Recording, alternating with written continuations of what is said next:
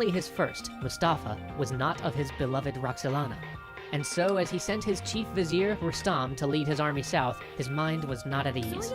Then he received a letter from Rustam, saying that the soldiers were beginning to whisper that Suleiman was weak and succumbing to old age because he was not out there leading them, that perhaps it was time for a younger prince, that they had even sent word to Mustafa along these lines, and that Mustafa had not entirely rejected them. He was furious. Crushing the letter in his hand, he bellowed, "God protect us from Mustafa, daring to take such infamy upon himself during my lifetime." He immediately ordered the army recalled. The invasion would be cancelled. The next year, he would lead them himself. And when summer came, he did. And then he sat and penned a letter to Mustafa. He would ask his son to join him to clear his name. If he came, he was innocent. If he stayed away in fear, it would be an admission of guilt. Days passed. Then, outside of Karamania, a small band appeared on the horizon. Men on horseback, growing by the moment, coming towards the sprawling camp of the Imperial force. It was Mustafa, come to prove his innocence.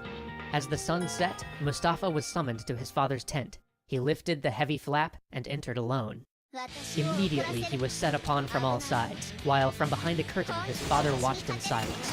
But Mustafa fought with the strength of 10 men and threw off all of those who piled upon him. They raced forward to seize him again, but he froze them all with a look. The men wavered.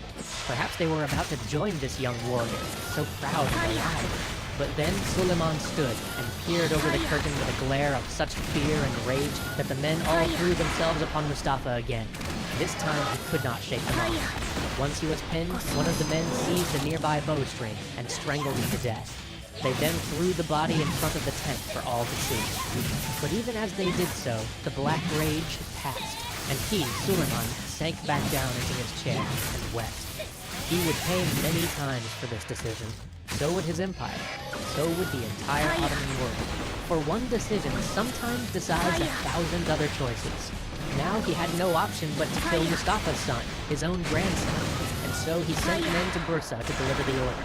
When they arrived and read the order to Murad, Mustafa's son, he simply said, "I am willing to die in obedience, not to the Emperor's orders, but to God." Then Suleiman ordered Mustafa not disposed of like a traitor, but given the funeral he deserved.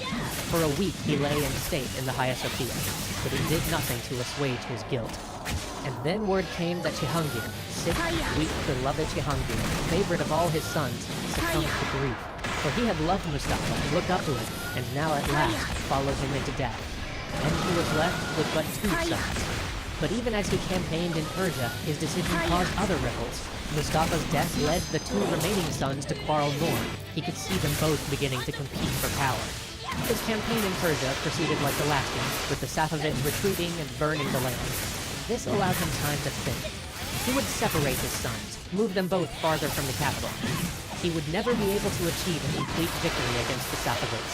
They kept him occupied for a few years before he could finally force on them, if not the peace he desired, at least a peace he could accept. At last, with that out of the way, he could return and put his house in order. Then Roxolana died. Another little piece of him fell away. He ordered his sons apart, away from him, away from the capital, away from anywhere they might think of seizing the throne. Selim moved right away. Bayezid hesitated. His mind raced. What was hesitation other than disobedience? And what was disobedience to the Sultan except treason? His fury boiled over. He would not abide treason in his empire. He threw his support behind Selim against Bayezid and crushed his army in the field. So Bayezid fled with his family to the hated court of the Safavid king. Again and again he demanded of the Safavids that they kill that filthy traitor, that they wipe him and his family from the world. But they refused. Again and again they refused. Then he made sure they wouldn't refuse. He even sent his own executioner to take their heads. He had but one son. And there he was, a lonely old man, walking through his garden.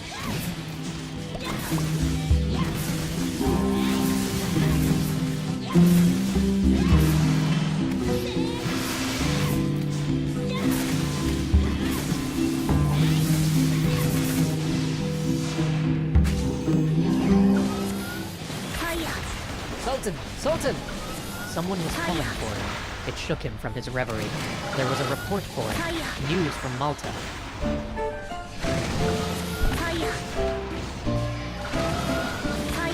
He had outlived them all. that Spanish Prince Charles and his brother Ferdinand, Francis, King of France, all the Hungarian princes who had come and gone, but they had all been replaced by younger men, and here he remained, feeling very, very old. Philip, the Spanish prince that succeeded Charles, had used the wealth he had garnered from that far-off New World to rebuild a navy, and had declared himself the eternal enemy of all but the Catholic faith. For years, his ships had harried Ottoman fleets and contested their mastery of the Mediterranean.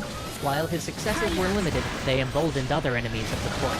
And one old foe had grown too bold, the Knights of Malta. They had used their island in the center of the sea to serve as a safe harbor for Christian fleets looking to disrupt trade from North Africa. He closed his eyes. All of his old decisions seemed to haunt him, even those he'd thought were the best. When he had once so proudly cast the Knights Hospitaller out of their sanctuary on Rhodes, he had in his magnanimity let them live in peace and establish themselves on another island, further from his shores, Malta. These were the same knights he had defeated so long ago, back when all was glory and everything seemed possible. He smiled for a moment, remembering that mighty campaign. But now he was old and tired, and none of his friends were by his side. Instead of going himself, he had sent subordinates to deal with the threat. He sent 30,000 men and 200 ships to crush the Christian fastness in his city. The knights had recalled all of their members from abroad, but still, his forces outnumbered them 3-1. But this wasn't the disunified Europe that he had faced in his youth. While there were still great rifts in Christendom, his messengers had told him that a league had come together to reinforce the Knights of Malta. His ships were swift, and at first took Europe by surprise, but not the Maltese knights. Though they hadn't expected him so early, they knew he would come. They had strengthened their mighty redoubts, shored up their walls, and stocked their larders. And when his men landed, the men of Malta all hid behind their walls.